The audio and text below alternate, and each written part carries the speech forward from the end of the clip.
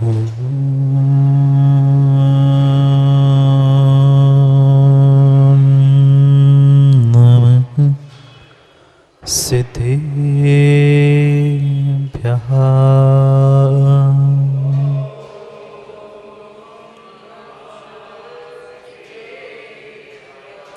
श्रीमत्परं गम्भीर स्याद्वान्मोघलाञ्छनम्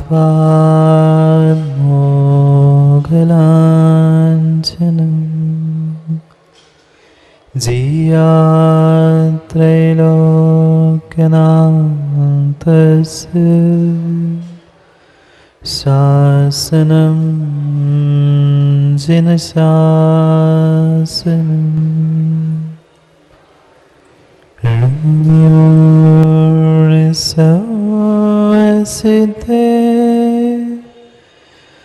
जानतं कवदिदेह संसारे दस दस दो दो बजने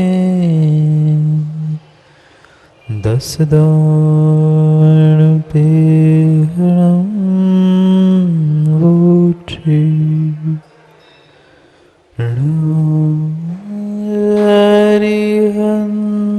ताणं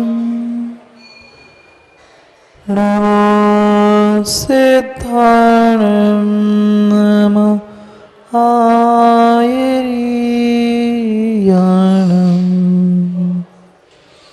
नमो वेत्सायाणं नमो लोय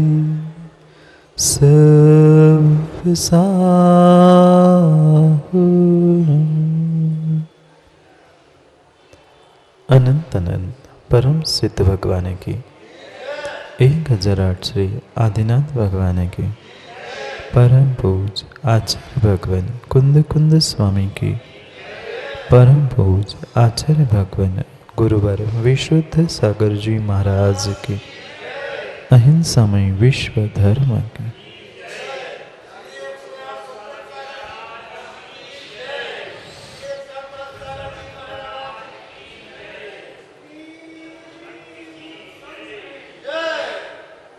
अंतिम तीर्थेश वर्तमान स्वामी के शासन में हमसे विराजते और उनकी यह पावन पीयूष देशना हम सभी के लिए परम उपकारी। अनादिकाल से हमारी आत्मा में जो जन्म जरा और मृत्यु रूपी रोग लगे, उन रोगों का उपशमन करने वाले कोई परम औषधि है तो वह एकमात्र यह जनवाणी। भव्यात्माओं, हम कारणों की खोज कर रहे थे कि ऐसा कौन सा कारण था कि मैं सब कुछ जानने के बाद भी कुछ कर क्यों नहीं पा रहा। आखिर क्यों? ऐसी कौन सी बात है, ऐसी कौन सी बाधा, ऐसा कौन सा ऑब्स्टेकल मेरे बीच में आ रहा है कि मैं जानते हुए भी अपने जीवन का परिवर्तन नहीं कर पा। जानता हूँ कि मुझे अपने आप को बदलना है, मुझे अपने परिणाम परिणति को भी बदलना है, पर क्यों नहीं बदल पा रहा हूँ। ये जो कुछ भी हो रहा है मेरे ही साथ क्यों हो रहा है। कारण खोजना है, कारण की खोज करनी है कि मेरे साथ जो कुछ भी हो रहा है वो मेरे ही साथ क्यों हो रहा है। दूसरा तो मुझे सुखी दिख रहा है, दूसरा तो मुझे अपने जीवन में बहुत अच्छे से व्यापन करते हुए दिख रहा है, मेरे साथ ही क्यों हो रहा है। उस कारण को मुझे अपने भीतर से खोजना है कि ये मेरे साथ जो कुछ भी हो रहा है क्यों और किस लिए हो रहा है, उसके कारण की आज खोज कर।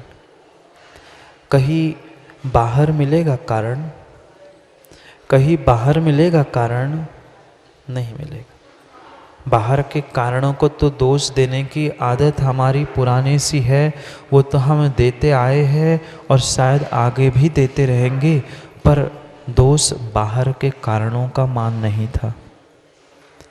हमें अपने स्वयं के भीतर की भूल को, स्वयं के भीतर के दोषों को खोजना होगा। उसके बिना मुझे समझ में नहीं आएगा मेरे साथ ही ऐसा क्यों हो रहा है। कभी ऐसा विचार किया? नहीं किया। कभी विचार किया भी तो उसका कुछ सॉल्यूशन, उसका कुछ उत्तर मिल पाया? नहीं मिला। दोष देते रहे, सास बहू को दोष देती रही, बहू सास को दोष देती रही, पिता बेटों को दोष देते रहते, बेटे पिता को कहते हैं। पर ये जितना भी नियोग बना, माँ नियोग क्यों बना? ऐसे ही माता पिता, ऐसे ही बेटे, ऐसे ही सास ससुर बहू हमें ही क्यों मिली? क्या ऐसा कारण था? उस कारण की ही खोज करनी थी। और उन कारणों को खोजते खोजते खोजते हम एक एक भावना का चिंतन करते करते आज यहाँ पहुँचे। मैं संसारी हूँ। मैं संसारी हूँ क्यों हूँ? मेरे ही जैसा एक जीव भगवान बनकर बैठा है। मेरे ही जैसा एक जीव भगवान बनने का पुरुषार्थ कर रहा है। मैं अभी संसारी क्यों? क्योंकि मैंने सत्यता को नहीं पहचाना है।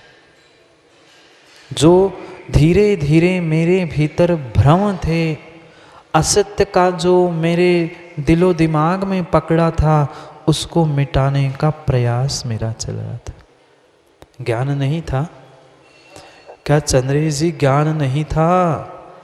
ज्ञान था, पर ज्ञान मात्र बौद्धिक ज्ञान था। ज्ञान मात्र हमने बुद्धि का व्यायाम करके ज्ञान प्राप्त किया था। ज्ञान हार्दिक नहीं था। ज्ञान मन से, हृदय से उत्पन्न नहीं हो रहा था। मात्र बुद्धि का बौद्धिक ज्ञान मेरे पास था। 2 और 2 4 इतना पता है। सुबह रोटी बनाना, शाम को दाल सब्जी बनाना, ये सब कुछ हमें पता है, पर वह सब कुछ ज्ञान मात्र बौद्धिक है, हार्दिक नहीं है। क्यों नहीं आया जीवन में परिवर्तन? क्यों नहीं आया जीवन में परिवर्तन? क्योंकि हमने आज तक मात्र बौद्धिक यानी क्षयोक्षमिक ज्ञान प्राप्त करने का प्रयास किया। भीतर से, हृदय से हार्दिक ज्ञान की प्राप्ति नहीं कर पाए। जानते हुए भी मेरा जीवन मात्र और मात्र इसी कारण से ठीक नहीं हो पाया। क्या हम अनित्य भावना को नहीं जान के आए थे? जान के आए थे, फिर भी हमें ये सब कुछ जिंदा दिख रहे हैं। इसका मतलब क्या था? अनित्य के साथ कोई ना कोई नित्य शाश्वत भी था। अनित्य से दूर होकर मुझे अपनी शाश्वत की खोज करनी थी। उस शाश्वत को पहचानना था, नित्य को पहचानना था। उसके लिए हमें पुरुषार्थ करना था। कर पाए? नहीं कर पाए। क्या सभी संसार की वस्तुएं, व्यक्ति अनित्य है? ज्ञान नहीं था? था, पर उस ज्ञान को हमने मात्र बुद्धि तक ही सीमित रखा था, हृदय तक पहुंचने ही नहीं दिया था। 2 ही जगह में ज्ञान है, इधर और इधर। इधर भी है, बहुत सारों को सब कुछ याद है, दिमाग में है, कंठ में भी है, पर नीचे हृदय में नहीं उतर पाया। फिर भी हमें यही लग रहा था ठीक है, नित्य अनित्य समझा। क्या आचरण में हमने नहीं समझा था? कौन किसको सहारा देगा? बेटा, बहू, सास, माता पिता, संसार में कोई सहारा देने वाला नहीं है। पद, धन संपत्ति, ऐश्वर्य, कुछ नहीं। वह स्वयं जब नष्ट होने वाला है, वह दूसरे के लिए क्या शरण बन सकता है? पतंता स्वयमेव किन्न अन्यस्य अवलंबन। जो स्वयं ही पानी में डूबने वाला तिनका है, वह तिनका क्या किसी के प्राणों की रक्षा कर लेगा? नहीं करेगा, नहीं कर लेगा। इस संसार में पानी में डूबने से बचना है तो देव शास्त्र रूपी जहाज चाहिए, तिनके से काम होने वाला नहीं है। अशरण भी समझ में आ गई। हमने मैं ही अकेला सभी कर्मों का करता धरता हूँ, सुख दुख को भोगने वाला मैं ही अकेला हूँ, कोई साथ नहीं देगा, ये भी एकत्व भावना में समझा कि मात्र सुना। अंतर समझना वकील साहब आज तक समझा नहीं है, सुना है। जितना ज्ञान है यहाँ तक, यहाँ यहाँ यहाँ यहाँ और यहाँ, इसके नीचे नहीं उतरा, नहीं उतरा। क्योंकि कहते हैं ना सत्य कटु होता है, नीचे नहीं उतर पा रहा है। एकत्व को भी पहचाना, करता भी मैं हूँ, भोगता भी मैं हूँ, इन सबके साथ रहते रहते मैं इनसे शरीर से भी भिन्न हूँ, ये भी हमने अन्यत्व भावना में समझा। सब कुछ जान लिया, सब कुछ जान लिया, पर फिर भी मैं संसार में सुख दुख क्यों भोग रहा हूँ? अभी भी थोड़ा सा भीतर भ्रम है, अभी भी थोड़ा सा भीतर में भ्रम है। हमें लगता है ठीक है, ललितपुर में नहीं और कहीं जाकर सुख मिलेगा, मनुष्य पर्याय में नहीं मिला, कई देवों में जाकर मैं सुख भोगूंगा। ठीक है, आज नहीं है कल मिलेगा, यहाँ नहीं है कहीं और मिलेगा, पर मिलेगा। सब जग देखो छान, सभी स्थानों को मैंने एक एक परावर्तन करते हुए छान छान कर देख लिया, पर कहीं भी हमें सुख इंद्रियों से, शरीर से प्राप्त हुआ ही नहीं, हुआ ही नहीं। सब कुछ छान के देख लिया, पर फिर भी मुझे सत्य जीवन में उतारने का समय ही नहीं मिला। तीन लोक में घूमने का नाम ही तो संसार था। तीन लोक की व्यवस्था समझी, ऊर्ध्वलोक, मध्यलोक, अधोलोक, कौन सा क्षेत्र और कौन से लोक के प्रदेश शेष बचे। एक इंद्रिय बनकर पूरे लोक में घूमे और तरस बनकर भी तरस नाली में घूमते रहे, इसके अलावा मैंने कुछ भी नहीं किया। प्रश्न पूछना है आज हमें ही, मैं संसारी हूं तो क्यों हूं? मैं लोक में हूं तो लोक में भी भटकने का काम क्यों कर रहा हूं? एकत्व भिन्नत्व होने के बावजूद भी उसे मैं स्वीकार क्यों नहीं कर पा रहा हूं? जो ज्ञान मेरा बुद्धि तक था, हृदय तक क्यों नहीं उतर पाया? सबके पीछे का कारण एक ही है। कल भी समझा था, जो हमारे लिए धोखे का काम करने वाला है, धोखेबाज है, ऐसे इस शरीर को भी हमने सगा सामाना था।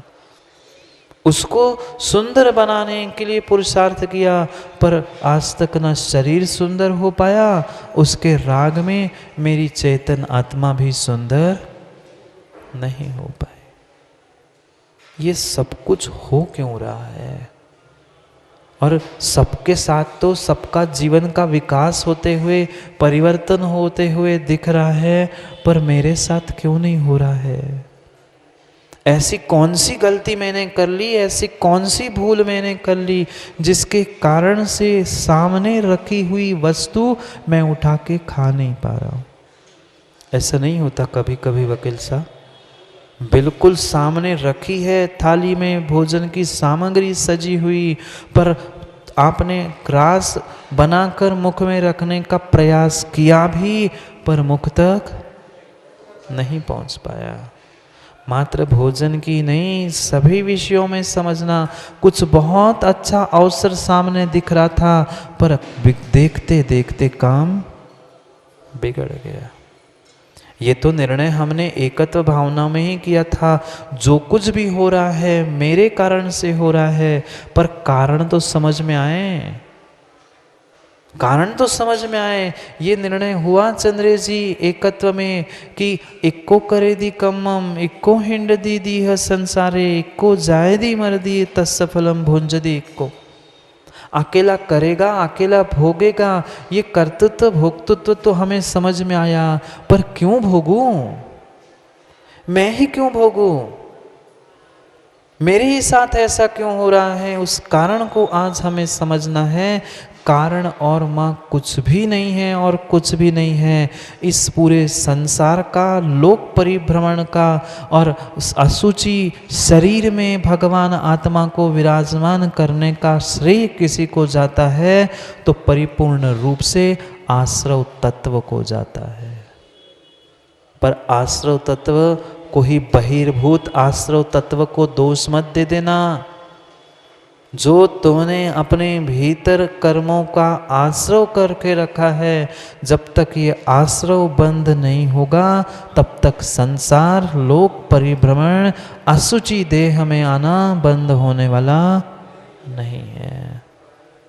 नहीं है, नहीं है। कारण मात्र और मात्र सबका एक ही कारण है, मेरे आत्मा में होने वाला कर्मों का आश्रव। करने वाला मैं हूँ, भोगने वाला मैं हूँ, पर किया क्यों? क्यों किया मैंने ऐसा काम, ऐसी भूल क्यों की? बाद में बिलखने से, रोने से, चिल्लाने से माँ क्या होता है? परमात्मा के पास आकर, गुरु के पास आकर बिलखते हैं, चिल्लाते हैं, महाराज जी हमारे साथ ऐसा क्यों हुआ, कुछ तो बताओ। अवधि ज्ञानी मनपर्य ज्ञानी होते तो बता भी देते। अवधि ज्ञानी मनपर्य ज्ञानी की वर्तमान में ज़रूरत नहीं है, हमारा आगम चंद्रेश जी पर्याप्त है। भले ही प्रत्यक्ष ज्ञान नहीं है, पर आगम रूपी परोक्ष ज्ञान, अनुमान रूपी परोक्ष ज्ञान से हम जान सकते हैं कहीं धुआं उठ रहा है मतलब आग लगी है। बिना आग के धुआं उठ ही नहीं सकता। वह मौसम में ठंडक आई है मतलब कहीं ना कहीं पानी बर्फ गिरा है। नहीं आता समझ में। प्रत्यक्ष भले ही आंखों के सामने वह वस्तु नहीं हो, पर परोक्ष से, अनुमान से, आगम से हम निर्णय कर सकते हैं कि वास्तविकता में ऐसा कुछ हुआ है। साधना साध विज्ञानम अनुमानम। साधन से साध्य की परीक्षा करना यही अनुमान है। धुआं साधन था, अग्नि साध्य थी। आज जो कुछ भी मेरे साथ घटित हो रहा है वह उससे अनुमान लगा लो तुमने पिछले जन्मों में कुछ न कुछ ऐसे कर्मों का आश्रय किया था कि जो तुम्हें आज दुख सुख सब कुछ दे रहा है। जब तक वह ज्ञान का हम अपने अनुभव के साथ टैली या वेरिफिकेशन नहीं करेंगे। वेरिफिकेशन करते वकील साहब, नोटरी की वेरिफिकेशन करते हो किसको देखकर? किस पर ट्रू कॉपी का सिक्का लगाते हो? सामने ओरिजिनल नहीं है तो लगा लेते हो? नहीं लगाते, नहीं लगाते। ऐसे हमारे भीतर जो ज्ञान है और जो आज तक हमने अनुभव किया है उसका वेरिफिकेशन करना है दोनों को सामने रखकर। कभी हमारे पास ज्ञान होता है, कभी अनुभव होता है, कभी ओरिजिनल है और कभी फोटोकॉपी है। कभी ट्रू कॉपी बनेगी, वेरिफिकेशन होगा, दोनों एक साथ सामने होंगे तब वेरिफिकेशन होगा। ऐसे ही जो बौद्धिक ज्ञान था और हृदय अनुभव रहा, उन दोनों को हमें मैच करना है। ये निर्णय है कि अनित्य अशरण सब कुछ समझने के बाद भी मात्र मेरी यही भूल होती रही कि मैं उसे अनुभव के साथ वेरीफाई नहीं कर पाया। यही तो प्रयास चल रहा था 12 भावनाओं के द्वारा हमारा अनुभूति और ज्ञान उन दोनों को एक साथ लेते लेते अगले स्थान पर पहुँचे हैं, अगले डिब्बे में हम आए थे, जिसका नाम था आश्रव भावना, जिसका नाम था आश्रव अनुप्रेक्षा। उस आश्रव अनुप्रेक्षा, आश्रव भावना को समझना है, पर उसके पहले आश्रव भाव को समझना होगा। दो बातें समझना, आश्रव भावना समझने से पहले आश्रव भाव को समझना होगा, और आश्रव भाव समझकर आत्म भाव को प्राप्त करेंगे, तब जाकर हमारे जीवन में परिवर्तन होगा। बढ़ते हैं थोड़ा सा और आगे, क्रम क्रम से असुचि को कल समझा, आज आश्रव भावना में निरंतर हमें उन भावनाओं का, अनुप्रेक्षाओं का चिंतन करते करते आगे बढ़ना है, आगे बढ़ने का प्रयास करना है। हमें समझना है आत्म भाव और आश्रव भाव का भेद, दो बातें भिन्न हैं। आज तक जीवों ने आत्म भाव को ही आश्रव भाव माना था और आश्रव भाव को ही आत्म भाव माना था। आप सभी कौन हो? आप सभी कौन हो? तिर्यंच, नारकी, देव, कौन हो? आप सभी आज तक यही मानते आए वकील साहब, आप तिर्यंच हो ना, मनुष्य नहीं हो।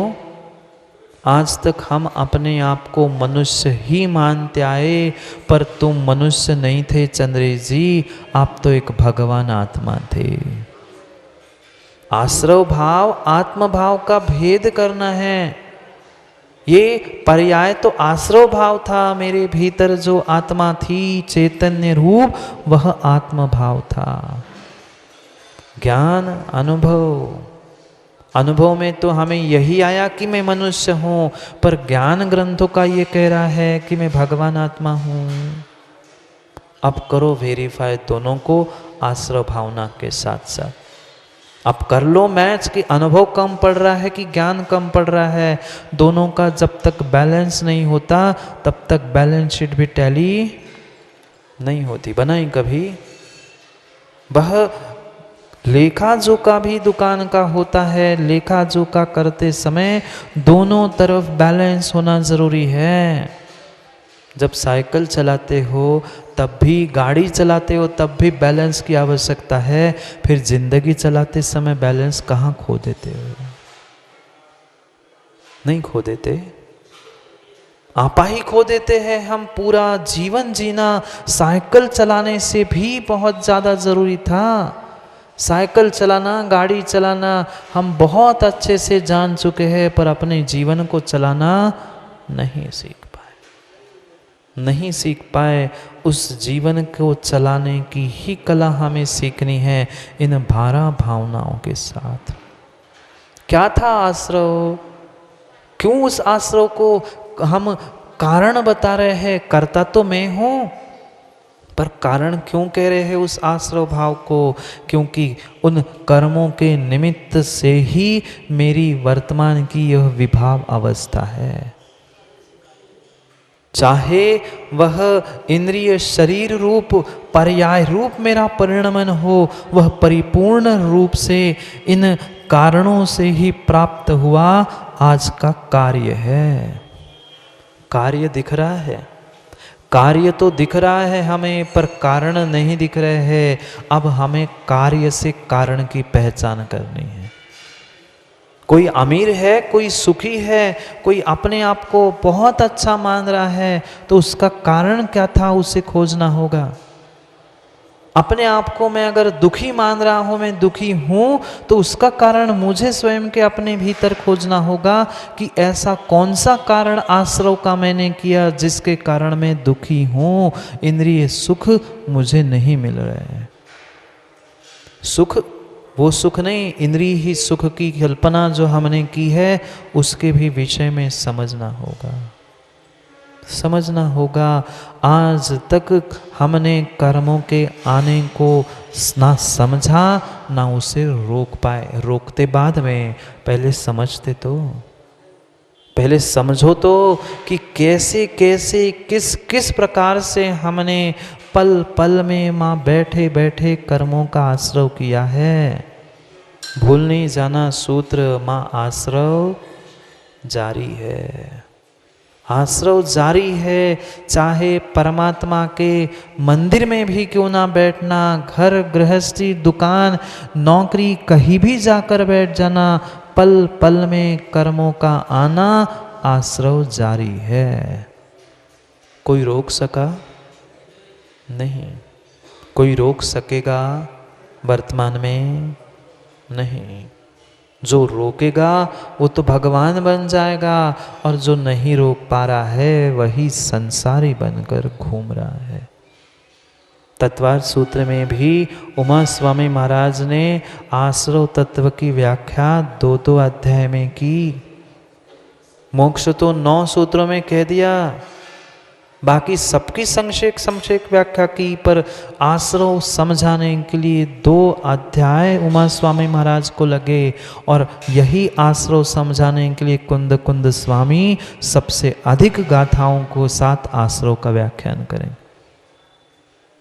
क्योंकि पल पल में ऐसा कोई समय, ऐसा कोई स्थान नहीं है, कोई बुलेट प्रूफ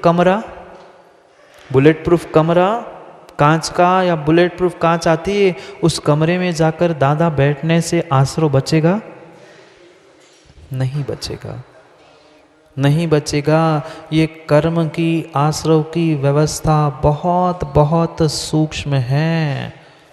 आप पानी को, हवा को, बुलेट को, सबको रोक सकते हो, पर इस कर्म के आश्रव को नहीं रोक सकते जब तक मन वचन काय को नहीं रोक पा रहे हैं। कितना हमारा मन चंचल है, कितना हमारा मन चंचल है। बैठे यहाँ जिनवाणी सुनने के लिए है, पर पता नहीं दुनिया भर में कहाँ कहाँ भटक के आ गया है। आश्रव नहीं हुआ। दुनिया तो कह रही कितना धर्मात्मा है, वह जिनवाणी सुन रहा है, परमात्मा कर रहा है, पर हमें ही पता है हमारा मन कहाँ लगा है। नहीं लगा। बगल में ही घर के मंदिर था, सोचा माने कि 5 मिनट में दर्शन करके आते हैं, वह कुकर गैस पर चढ़ाया और आ गए। ध्यान कहाँ? ध्यान कहाँ? कुकर की सीटी पे कि परमात्मा की बात पे? आश्रव किसका हो रहा था? निर्णय करना, हमने कितनी सारी ऐसी भूलें की है जिसे हमें सुधारना होगा। मन योग मतलब आश्रव नहीं है चंद्रेश जी। वचन योग मतलब भी आश्रव नहीं है, काय योग मतलब भी आश्रव नहीं है। उन तीनों के निमित्त से आत्मा का जो परिस्पंदन है, हलन चलन है, उसका नाम योग है। उसका नाम योग है, और वही आश्रव का कारण है। इसलिए उस आश्रव के कारणों को भी समझना होगा। मात्र सूत्र याद करके रखे हैं, काय वांग मना कर्म योगा स आश्रवा, पर कितना छोड़ पाए? यहाँ तक आया है, यहाँ तक आया है भोजन, पर नीचे नहीं उतर पा रहा है। यहाँ भी भरा है, यहाँ भी भरा है। थोड़ा सा यहाँ भर जाए तो मेरे जीवन में, आचरण में आने लग जाए। हाँ, मन वचन काय का जो हलन चलन है, वह मन वचन काय के हलन चलन से आत्मा में जो हलन चलन हो रहा है, वह जो कर्म परमाणु है, अपने आप आकर उस पर चिपक जाते हैं आत्मा में। आज वही कुंद कुंद स्वामी 47 नंबर की गाथा में हमें समझाने वाले हैं कि हमने कर्माश्रव किया, कैसे किया, किसके द्वारा किया, कौन से साधन थे और कौन से निमित्त थे। 2 बातें भिन्न हैं। कौन से साधन थे और कौन से निमित्त थे, उन दोनों की व्याख्या को समझना है। नहीं तो आप कह दो कि उमा स्वामी महाराज ने तो काय वांग मना कर्म योगा आश्रव कहा और यहाँ कुछ और कह रहे हैं। दोनों बातें भिन्न हैं।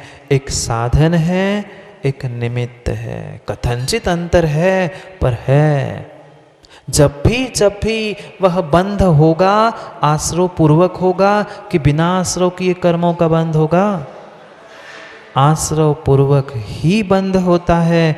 इसलिए यहाँ कुछ और भेदों को कह रहे। पहले गाथा को, श्लोक को पढ़ते हैं, फिर विचार करते हैं हमें कैसे और विस्तार से उसे समझना है।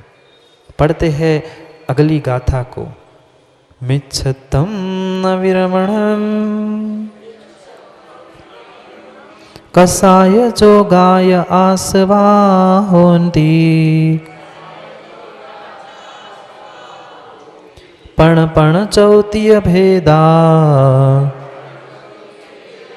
सम्मम परिकीर्तिदा समय। पढ़ो एक साथ।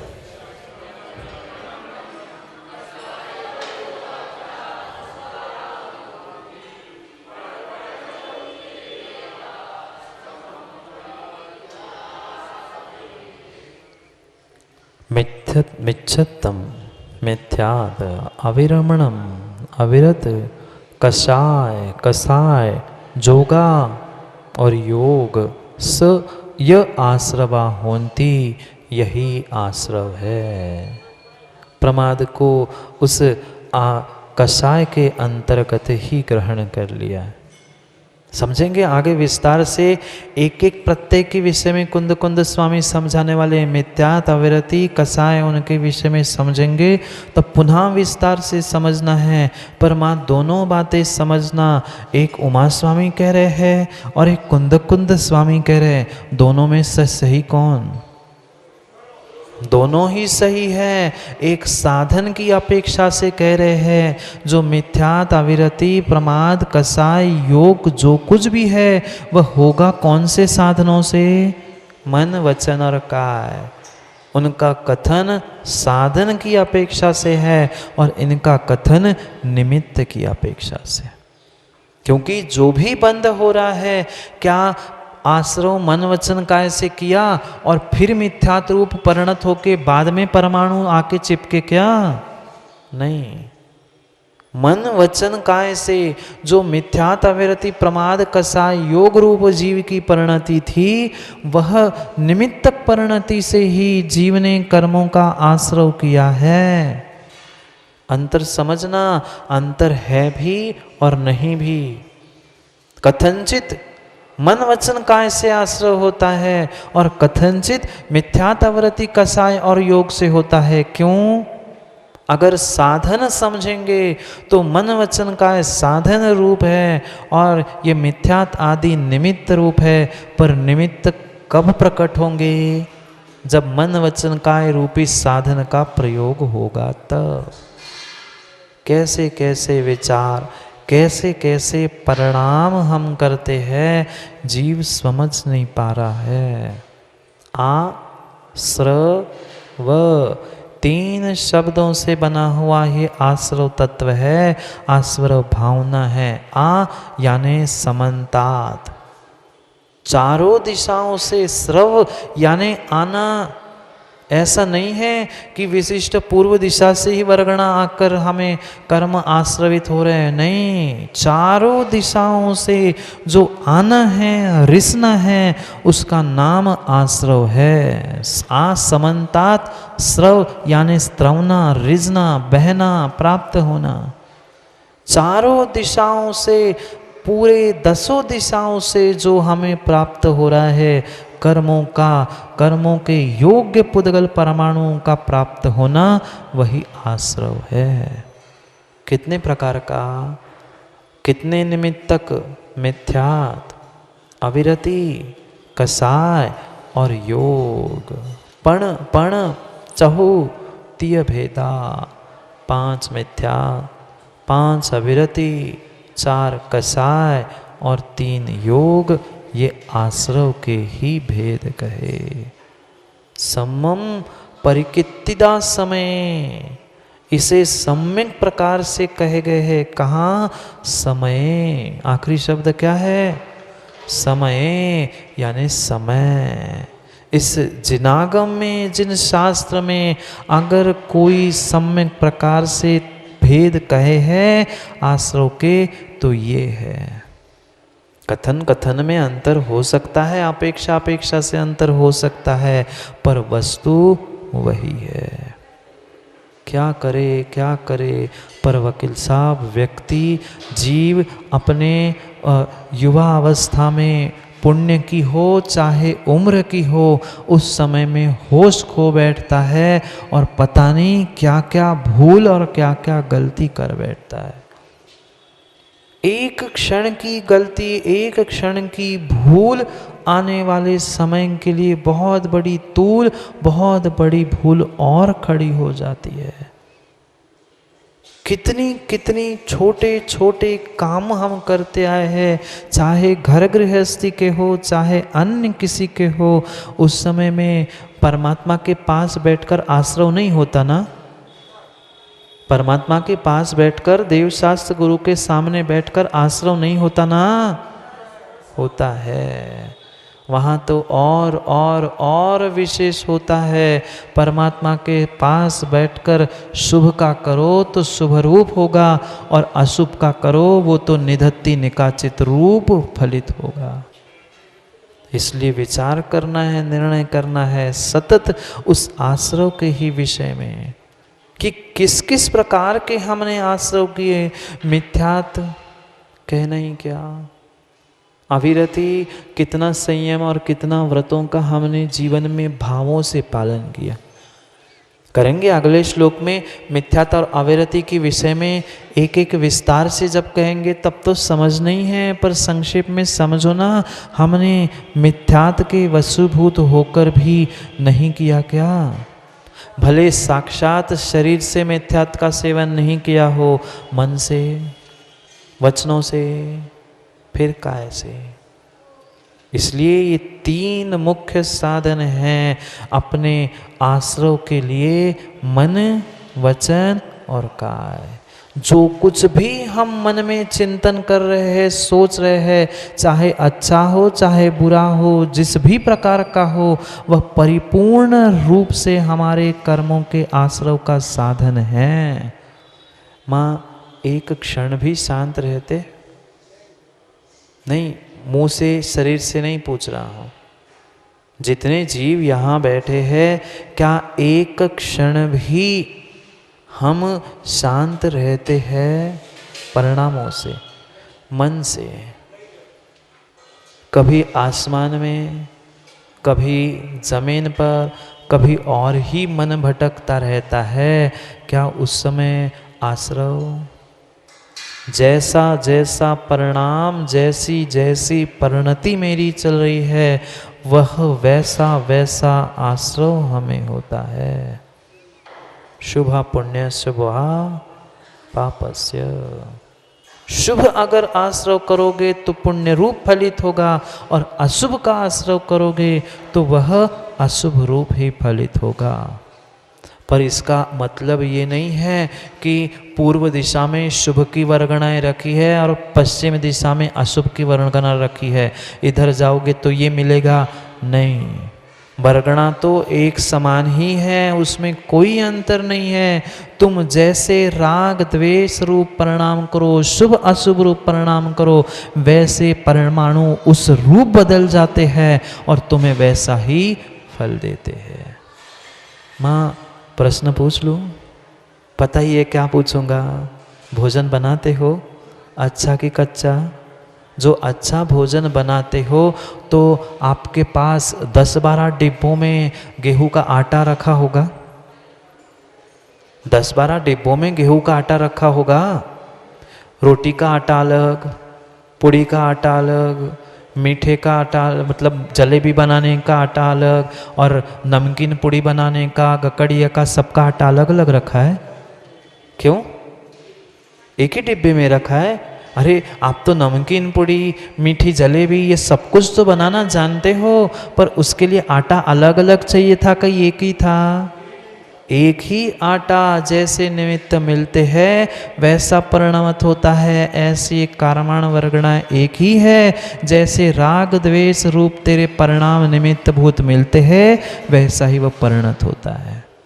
बहुत सारे जीवों को चंद्रेश जी इसके विषय में भ्रम है।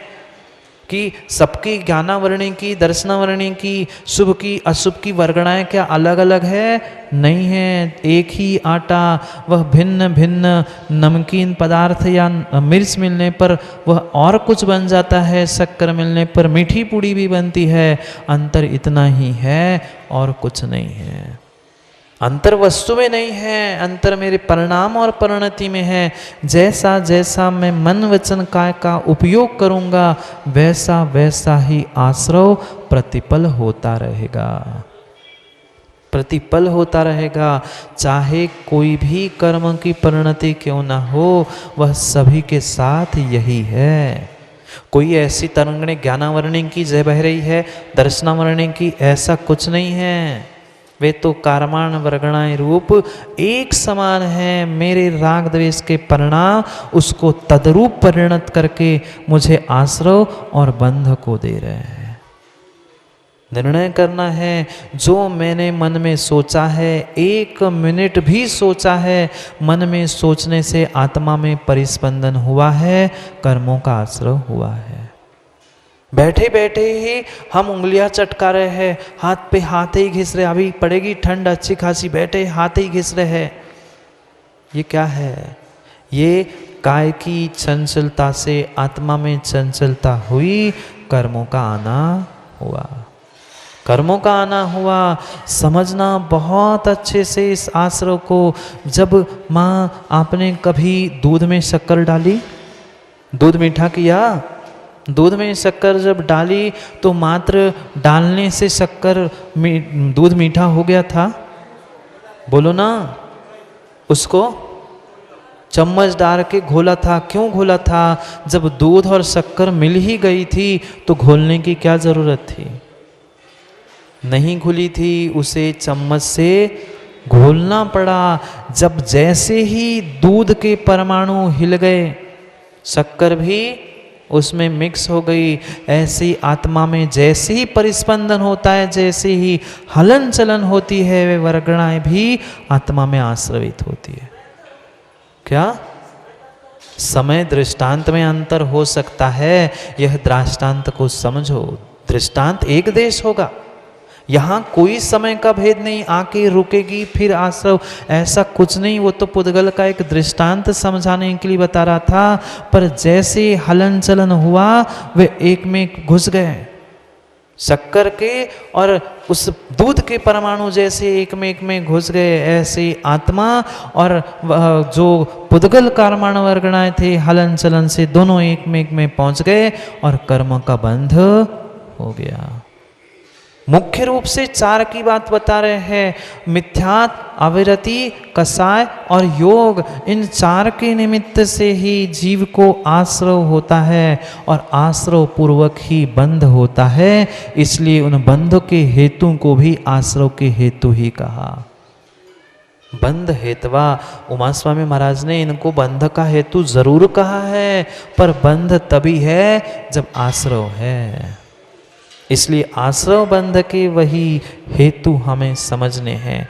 एक एक कर्म के आश्रव के विषय में चिंतन करना है कि हमने कितना माँ दूसरों को विघ्न डाला। विघ्न नहीं डाला, ऐसा मत करो, वैसा मत करो। पूजा कर रहे हैं, अभिषेक भी चल रहा है, पर फिर भी विमल भैया टोक रहे, अरे तू क्या पूजा करता है, ऐसा नहीं कर, ऐसा कर। बता रहा हूँ, आप नहीं करते होंगे, पर बता रहा हूँ, वहाँ हम परमात्मा के चरणों में बैठकर खड़े होकर दूसरे को टोक रहे हैं, विघ्न डाल रहे हैं। कर्मों का आश्रव नहीं हुआ होगा? पक्का हुआ होगा। हुआ होगा नहीं, हुआ है और होता है। आज माँ समझ में नहीं आता। जब एक क्षण के विषय कसाय मिथ्यात अविरति के निमित्त से जो मैं कर्मों का आश्रव कर रहा हूँ, हमें समझ में नहीं आता। पर भविष्य में वह जब उदय में आता है, तब आंखों से गंगा जमुना बहती है। नहीं बहती? बहती है, बहती है। जब दुख कष्ट के दिन आते हैं, जब सब कुछ होने पर हम कुछ नहीं कर पाते हैं, तब हमें समझ में आता है कि मैंने ऐसा कुछ पिछले पर्याय में किया था जिसका फल मैं आज भोग रहा हूँ। इसलिए सबसे सबसे पहले ज़रूरी है इस आश्रव भाव को संभाल कर रख लेना। पर क्या करें, हम बहुत जल्दी आपा खो बैठते हैं, चाहे भक्ति के आवेग में हो, चाहे कषाय की तो फिर भी पता है, भक्ति के भी आवेग में व्यक्ति आपा खो बैठता है। एक राजकुमार पहुंचा निर्ग्रंथ मुनिराज के पास, रोते हुए बिलखते हुए, गुरुदेव ऐसा क्या पाप मैंने कर लिया, ऐसा कौन सा सता कर्म का उदय चल रहा है कि मैं राजा तो बन गया हूँ, पर ये मेरे हाथ और पैर में खुजली क्यों मची है। सब कुछ उपाय करके देख लिए, सब कुछ उपाय करके देख लिए, पर मेरे हाथों की और पैरों की खुजली ठीक नहीं हो रही। लोगों ने नाम ही रख दिया करकंडुक। कंडुक यानी कुष्ठ, खुजली भी कुष्ठ है, हाथों पैरों में खुजली, करकंडुक। मैं क्यों करकंडुक बन गया। गुरुदेव ने कहा, मुनिराज ने कहा, वह अवधि ज्ञानी मुनिराज ने कहा, बेटा ये कर्म सिद्धांत, कर्म का आश्रय बहुत सूक्ष्म है, बहुत ही सूक्ष्म है, बहुत ही जटिल है। जैसा जैसा तुमने पुण्य रूप पाप रूप परिणाम किए, वैसा वैसा बराबर हिसाब से कर्मों का आश्रय हुआ है। प्रभु की भक्ति करने से तुमने पुण्य का संचय किया, पर वहाँ थोड़ी सी अगर तूने गड़बड़ी की, अविवेक से काम किया, मायाचारी की, उसका फल तुम्हें दूसरे रूप मिल रहा है। गुरुदेव नहीं आया समझ में, विस्तार से बताओ ना, विस्तार से बताओ। तूने प्रभु की भक्ति की थी, अर्चना की थी, पूजा की थी, इसलिए तुम्हें पुण्य का फल राजपद मिला है, पर तूने अविवेक से, भावुकता से काम किया था, इसलिए तेरे हाथों और पैरों में खुजली हुई है। मतलब जब तू पिछली पर्याय में ग्वाला था, पिछली पर्याय में तू ग्वाला था, गाय को चराने ले जाता था जंगल में, वहाँ एक सुंदर तालाब के किनारे एक दिन तू पहुँचा, और जैसे ही वहाँ पहुँचा तूने देखा एक सहस्त्रदल कमल है। कमल को देखकर तेरे भाव बिगड़ गए, तूने सोचा कि इतने दिनों बाद ये पहली बार कोई सुंदर फूल दिखा है, मैं उसे तोड़ दूँ। तूने कमल को तोड़ दिया। हम नहीं तोड़ते ना पेड़ों के फूल फल, आश्रव जारी है, आश्रव जारी है। फल फूल क्या, हम तो दूसरों के हाथ पैर भी तोड़ देते हैं। जैसे ही उस सहस्त्र कमल को तूने तोड़ा था, मुनिराज बता रहे थे उस राजकुमार करकंडुक राजा को, तूने जैसे ही कमल तोड़ा, वहाँ की जो वन देवता थी वह प्रकट हो गई और तुमसे रुष्ट होके कहने लगी, तूने ये कमल क्यों तोड़ा। खूब तुमने क्षमा याचना की, सब कुछ हो गया। फिर उस वन देवता ने कहा, मैं तुम्हें एक ही बात पर क्षमा कर सकता हूँ, अगर तू ये फूल जो तूने तोड़ा है किसी श्रेष्ठ व्यक्ति के चरणों में समर्पित करोगे तो। वो सोचता है चलो बचे तो, घर में नहीं सही, हमारा जो सेठ है जिसके यहाँ मैं नौकरी करता हूँ, मेरे लिए तो वही श्रेष्ठ है, मेरे लिए तो वही पूजनीय, रोटी पानी सब कुछ वही दे रहा है। तो उस कमल को लेकर वैसे कीचड़ भरे हाथ कीचड़ भरे पैरों के साथ दौड़ते दौड़ते उन मुनिराज सेठ के पास पहुंचा, और सेठ के पास पहुंचकर तुमने सेठ को वह श्री कमल भेंट किया। जैसे ही भेंट कर रहा था, सेठ ने कहा, भाई मुझे क्यों कर रहा है, क्योंकि उसने कारण भी बताया ऐसा ऐसा हुआ है, और वन देवता ने कहा है जो श्रेष्ठ है उसके चरणों में समर्पित करना।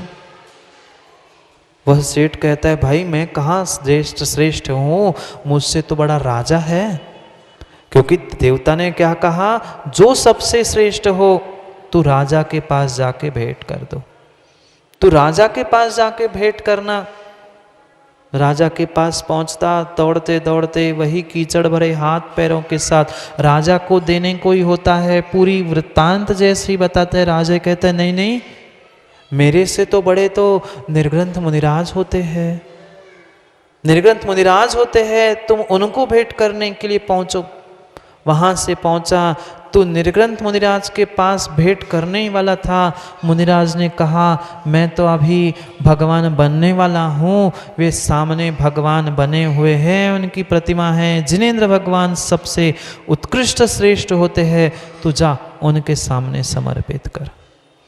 तूने आव नहीं देखा, ताव नहीं देखा, भक्ति के आवेश में तो उस कीचड़ भरे हाथ और पैर से अविवेक पूर्वक परमात्मा के मंदिर में घुस गया और फूल समर्पित करके दौड़कर वापस आया। तूने भगवान की बिना किसी इच्छा आकांक्षा के साथ पूजा भक्ति की थी, उसका फल तुझे राज्य पद मिला है। पर हाथ पैर धोए बिना तू परमात्मा के मंदिर में कीचड़ से भरे हुए हाथों से पैरों से गया था, इसलिए तेरे हाथों और पैरों में यह करकंडुक यानी खुजली हुई है।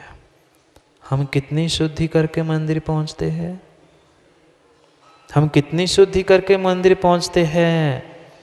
मात्र वे हाथ पर सैनिटाइज लेकर, वह अभी तो फिर भी कुछ लोग हाथ को सैनिटाइज करके आ रहे, पर क्या हाथ पैर दोनों धो के आते हैं?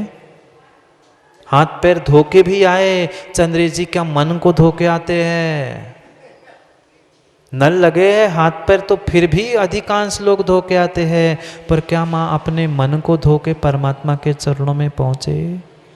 आश्रव जारी है, मन वचन काय तीनों से आश्रव जारी है। मिथ्यात अविरति प्रमाद कसा योग रूप आश्रव नित्य ही जारी है। सोचो विचार करो, आत्मभाव आश्रव भाव भिन्न है। जब तक इन दोनों में भेद समझ में नहीं आएगा, तब तक संसार से उन्नति का मार्ग मिलने वाला नहीं है। आप लोग चाहते हो जीवन में परिवर्तन, आप लोग चाहते हो जीवन में परिवर्तन, जीवन में परिवर्तन चाहते हो तो इन दोनों भावों को समझना होगा। मेरा आत्म भाव भिन्न है और जो कुछ भी मुझे प्राप्त हुआ है वह आश्रव भाव है। वही जीव अपने जीवन का परिवर्तन और कल्याण कर पाता है जिसने आश्रव भाव को छोड़कर आत्म भाव को प्राप्त कर लिया। वही कल्याण करेगा, वही कल्याण करेगा। जैसे एक बालक ने निर्णय कर लिया कि बस अब मुझे इस आश्रव से मतलब नहीं रखना, अशुभ आश्रव से दूर होने का निर्णय करके जिसने आत्म भाव को पहचान लिया, वही एक बालक जिसका आज जन्म हुआ था, कोमल दादा, वही एक बालक जिसका आज शरद पूर्णिमा के दिन में वह जन्म हुआ था, वही एक बालक आज भले ही पूर्णिमा के दिन जन्म हुआ था, पर आज विश्व का एक ध्रुव तारा और विश्व का एक सूर्य बनकर उदित हुआ। सबके दिन एक से, सबके दिन एक से नहीं होते। कभी बालक विद्याधर था, कभी ब्रह्मचारी विद्याधर था, और आज आचार्य भगवान विद्याधर बनकर वह धरती को प्रकाशित कर। आज ही का दिन था, आज ही का दिन था कि जब उस बालक ने कल्लप्पा के घर में जन्म लिया था। वह देखना कैसा नियोग होता है। वही आज अद्भुत क्षण था। पूरी दुनिया राह देखती है उस शरद पूर्णिमा के चंद्र की, और उस जैसे ही शरद पूर्णिमा का चांद्र खिला था, उस कल्लप्पा और माँ के घर में ही वह उस विद्याधर का जन्म हुआ था। आज उस विद्याधर और ज्ञानमती माताजी, उन दोनों तो ना एक माँ है, पर फिर भी स्त्री पर्याय को प्राप्त करने के बाद भी माँ उन्होंने सर्वोत्कृष्ट स्थान प्राप्त कर लिया। और वह जीव भी दूसरों के लिए तालियां तो बजाएंगे चंद्रेश जी, हम अपने लिए तालियां कब बजाएं विचार करो। सामान्य माँ के ही गर्भ में जन्म लेने वाला बालक आज पूरे ब्रह्मांड को, विश्व को प्रकाशित कर रहा है। विचार करना कैसे कैसे दिन भी उनके जीवन में आए होंगे। चंद्र जी ये मत सोचना कि सब अच्छा ही अच्छा हमेशा होता है। जैसे आचार्य भगवान के चरणों में पहुंचे थे कि मुझे भी कुछ शिक्षा दीक्षा दे दो, गुरुजी ने कहा था तेरा नाम ही विद्याधर है, तेरा नाम ही विद्याधर है तो उड़ जाएगा, कल किसको विद्या दूं? क्या कहा था? जैसे ही कहा था तू विद्याधर है चला जाएगा, गाड़ी से वाहन से उड़ के उसी समय कोमल दादा ब्रह्मचारी विद्याधर ने एक संकल्प किया था, जब तक मैं विद्यार्जन कर रहा हूँ या जब तक मैं आगे दीक्षा को प्राप्त नहीं होगा तब तक वाहन का मेरा त्याग है। वाहन का तत्क्षण त्याग किया। ऐसे ही पंडित जी विद्या नहीं मिलती, ऐसी ही विद्या नहीं मिलती। कुछ चाहिए तो गुरु के प्रति समर्पण भी होना आवश्यक है। हम सब कुछ चाहते हैं गुरु से, पर गुरु के प्रति उतना हमारा समर्पण शायद नहीं है जितना समर्पण आचार्य विद्यासागर जी का आचार्य ज्ञान सागर जी के प्रति था। ऐसे ही ज्ञान सागर जी ने वह आचार्य पद देकर उस शिष्य को नमोस्तु नहीं किया था। विचार करना उन जीवों के बारे में जिन्होंने स्वयं के भीतर के आत्म भाव को जागृत किया। वह भी दिन देखे, वह भी दिन देखे विमल भाई। जब राजस्थान से मथुरा की ओर विहार कर रहे थे, रास्ते में 2 दिन व्यवस्था नहीं हो पाई, आचार्य भगवान का 2 दिन का उपवास हो गया। तीसरे दिन मथुरा पहुंचे, चतुर्दशी थी और चंद्रेश जी जैसे पंडित पुजारी थे, बुरा नहीं मानना, उन्होंने जैसे ही चतुर्दशी के दिन पहुंचे वह कहने लगे आज तो चतुर्दशी है, महाराज का उपवास होगा। बहुत सारी माताएं भी सोचती अरे आज तो चतुर्दशी, महाराज तो उपवास कर लेंगे, महाराज तो ऐसा कर लेंगे, पहले ही सोच लिया। सोचना तीसरे दिन भी उपवास करना पड़ता, पर श्रावक विवेकवान थे, भले ही पंडित पुजारी कुछ कहते, इसलिए कह रहा हूँ सबके दिन एक से नहीं होते। वह आज जो ध्रुव तारा बन के बैठे हैं उन्होंने भी कहीं से शुरुआत करके आज वह कितने कितने हजारों सैकड़ों त्यागी व्रती और कितने सारे ग्रंथ और कितना सारा सब कुछ हमारे लिए दिया। जैसे वह शरद पूर्णिमा का चंद्रमा सबके मन को हरता है, उसकी शीतलता। रात में खाने जाओगे ना खीर, रात में नहीं खाते, नहीं तो बैठ जाओ खाने के लिए। बैठ, भले ही चंद्रमा को देखने के लिए बैठ जाना, उसके प्रकाश से काम बन जाएगा, खीर खाने से काम नहीं।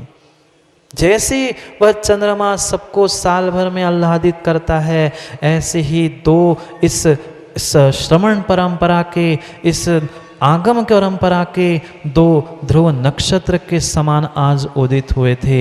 एक आरिका गणनी ज्ञानमती जी और एक आचार्य भगवंत विद्यासागर जी। कभी भी किसी की प्रशंसा करने में वकील साहब कमी नहीं करनी चाहिए।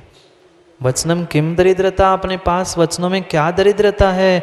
जिसके जो गुण हैं वह कोमल दादा उनके गुणों का व्याख्यान करना ही होगा, तो ही हमारे सम्यक दर्शन की रक्षा है, अन्यथा नहीं। ऐसा मुझे गुरु ने सिखाया। कोई कुछ भी कह दे कोमल दादा, कोई कुछ भी कह दे। 2002 की सत्य घटना बताऊं, भोजपुर में आचार्य भगवान विराजमान थे, मुनिश्री विद्यासागर वहाँ, मुनिश्री विशुद्ध सागर वहाँ पहुँचे थे।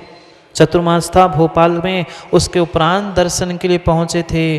कितनी सुंदर एकांत में, सबके सामने नहीं, एकांत में ले जाकर आचार्य भगवान में मुनिश्री को समझाया था, जीवन में अगर उन्नति चाहते हो बेटा, श्री और स्त्री से दूर रहना। और वही दिन था कोमल दादा कि आचार्य भगवंत जो मेरे गुरु है, मुनि विशुद्ध सागर तब थे, वहाँ उन आचार्य भगवंत विद्यासागर जी के चरणों में जिन्होंने आजीवन नमक का त्याग कर दिया था, वह भोजपुर का स्थान था और आचार्य भगवंत विद्यासागर जी की ही चरण निश्रा थी। कहने वाले विमल भाई 10 मुँह 10 बातें। हम तो साक्षात रामटेक में दर्शन करके आए, आधा घंटा बैठ के भी आए, चर्चा आशीर्वाद सब कुछ लेके आए, आचार्य जी के साथ गए थे।